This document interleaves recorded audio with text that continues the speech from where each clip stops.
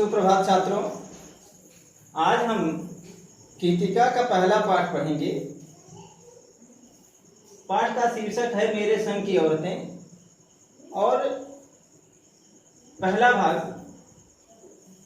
तो देखें, ये जो मेरे संग की औरतें हैं, इस पाठ की लेखिका हैं मृदुला गर्ग।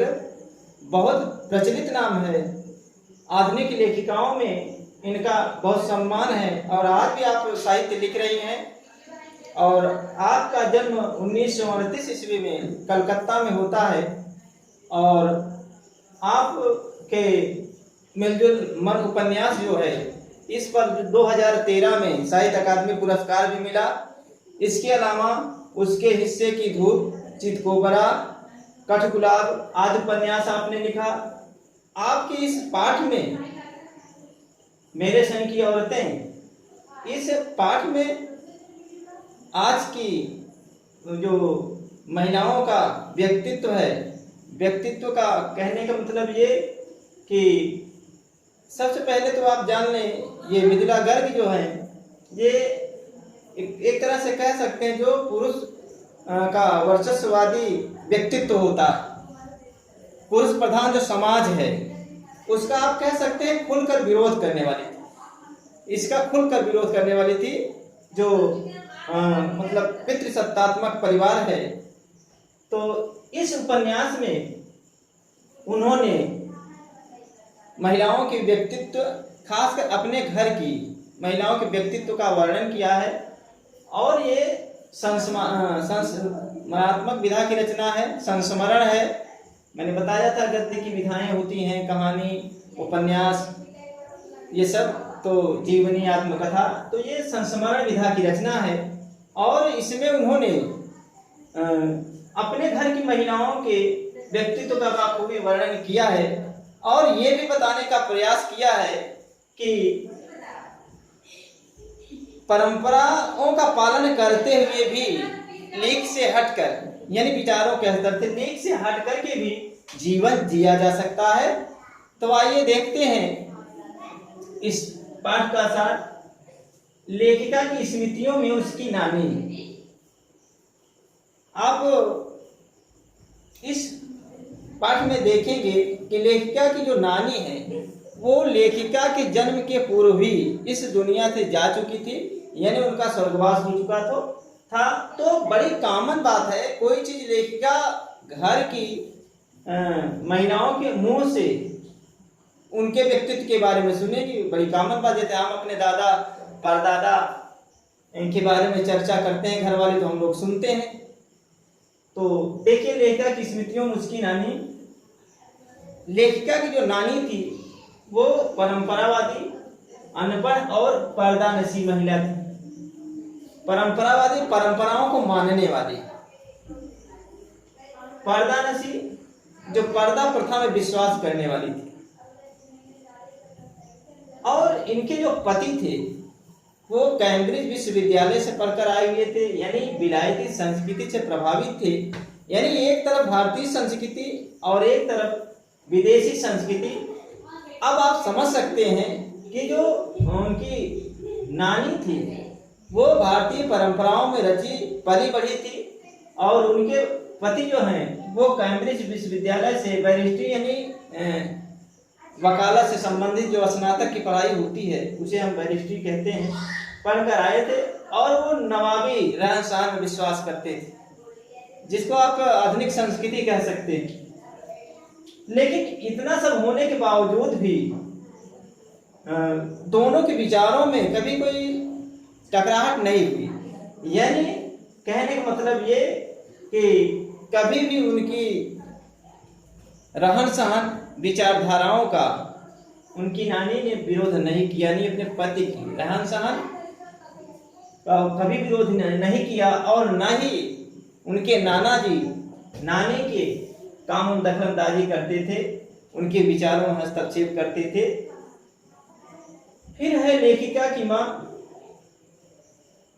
इसमें अब देखें, जो लेखिका की माँ है वो बहुत ही ईमानदार, बहुत ही सुंदर और नजाकत और साहबी खानदान के घर परिवार के लोग प्रभावित थे उनसे। नजाकत क्या है, मतलब थोड़ी थोड़ी बात में मतलब नाक भौं चढ़ा लेना। तो देखें, वे बच्चों के खान पान भी अधिक रुचि नहीं लेती थी, खान पान में भी अधिक रुचि नहीं लेती थी। कहने का मतलब ये कि जैसे भारतीय महिलाएं होती हैं, अपने बच्चों के भरण पोषण में कोई कोताही नहीं बरतना चाहती हैं। और आप देखते हैं कि एक माँ का जो योगदान होता है बच्चों की परवरिश में, उसकी तो कोई मिसाल ही नहीं है। यानी लाख कष्टों को सह करके भी माँ अपने बच्चों की परवरिश करती है। तो देखिए, जो उनके माँ की व्यक्तित्व की सबसे बड़ी विशेषता थी वो ये कि वो ईमानदार थी, सुंदर थी और साहबी खानदान वाली थी। वे बच्चों खान पान में बहुत रुचि नहीं लेती थी। और जो सबसे बड़ी उनकी विशेषता थी वो ये थी कि वो कभी भी झूठ नहीं बोलती थी और किसी गोपनीय बात को दूसरे प्रकट नहीं करती थी। तो ये जो दो बातें हैं, खासकर कभी झूठ ना बोलना और गोपनीय बात को दूसरे प्रकट ना करना, ये दोनों बातें ऐसी थी कि उनका पूरा परिवार इन सब से बहुत प्रभावित था। और यही कारण है कि घर के सारे सदस्य लेखिका की माँ की जो है बहुत सम्मान करते थे और कोई भी कार्य करने से पहले उनकी सलाह जरूर लिया करते थे। कारण ये था कि वो भी बहुत सुलझी हुई महिला थी और उनकी जो सोच थी वो बड़ी अच्छी थी, परिवार के विषय में सोचती थी। और आज का समाज जो है वो महिलाओं के मामले में खासकर बहुत आज़ादी देने में विश्वास नहीं करता है। लेकिन ये जो थी लेखिका की माँ, वो बच्चों को आज़ादी भी देना चाहती थी और एक सीमा तक स्वतंत्र भी करना चाहती थी। क्योंकि जब हम किसी को थोड़ी सी स्वतंत्रता देते हैं तो वो कहीं न कहीं अपने स्तर से आगे बढ़ने का प्रयास करता है, उसकी अपनी सोच को डेवलप करता है। और देखिए, इधर कुछ कठिन शब्द दिए गए हैं, ये मैं पहले बता देना चाहिए था, दिख भी रहा है। मर्म है, गूढ़ अर्थ है, पर्दा नहीं। मैंने बताया पर्दा करने वाली स्त्री, बैरिस्ट्री, कानून संबंधित पढ़ाई, मुंहजोर, बहुत बोलने वाली, ये ग्रामीण भाषा। इधर है फरमानदार, आज्ञाकारी, जुनून, आज्ञाकारी। तो ये चीजें जो हैं सब ये लेखिका की माँ की विशेषताएं ही प्रकट करती। अब आप देखें लेखिका की परदादी, यानी उनकी माँ की माँ लेखिका। देखिए, परदादी को भी नीक से हटकर चलने का शौक था। इधर कभी सब दिए गए, देखिए एक बार, व्यक्तिगत फजल, दया, अपरिग्रह, संग्रह ना करना। बौद्ध धर्म में आप लोग पढ़े होंगे, निश्चित रूप से पढ़े होंगे। तो अपरिग्रह का जो वहाँ अर्थ है, यही अर्थ है। अपरिग्रह का अर्थ है वहाँ की मतलब आवश्यकता, जितनी आवश्यकता हो उतना ही संग्रह करना, ज्यादा संग्रह नहीं करना। पोशीदा है पर्दा रखना, आरजू उर्दू शब्द है, इच्छा, जुमला, वाक्य, फजल भी उर्दू शब्द है, ममतालु, ममता से भरी हुई, गैर रवायती, परंपराओं के खिलाफ। तो देखें, परदादी को भी नीक से हटकर चलने का शौक था। भगवान ने उनकी ऐसी सुनी कि एक के बाद एक 5 लड़कियां हुई। बड़ी दिलचस्प कहानी है कि इनके कई पीढ़ियों में इनके यहाँ लड़कियां पैदा ही नहीं हुई। तो परदादी ने ईश्वर से बड़ी मिन्नतें की, प्रार्थना की और ईश्वर उनकी ऐसी सुनी कि लेखिका के माँ को एक के बाद एक 5 लड़कियां हुई। तो और एक दिलचस्प कहानी है लेखिका की परदादी के विषय में कि एक बार घर के सभी सदस्य, खासकर पुरुष वर्ग, एक बारात में गए हुए थे। तो घर में आप जानते हैं कि महिलाएं नाचती गाती हैं, शोरगुल रहता है, तो शोरगुल से बचने के लिए परदादी दूसरे कमरे में चली गई, पीछे वाले कमरे में सोने चली गई। और रात के वक्त एक चोर जो है वो सेंध लगा करके घर में प्रवेश कर जाता। दादी पूछती है कौन? चोर बोलता है मैं। और दादी ने परदादी ने उन्हें पानी लाने के लिए बोला कि कुएं से एक लोटा पानी लाओ, और ये भी आदेश करती हैं कि पानी बिल्कुल छान कर और मुंह, लोटे का मुंह कपड़े से ढक कर लाना। चोर घबरा गया और वह पानी भरने के लिए गया।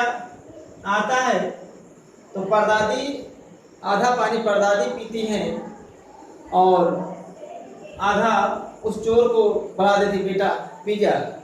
वो चोर पीता है।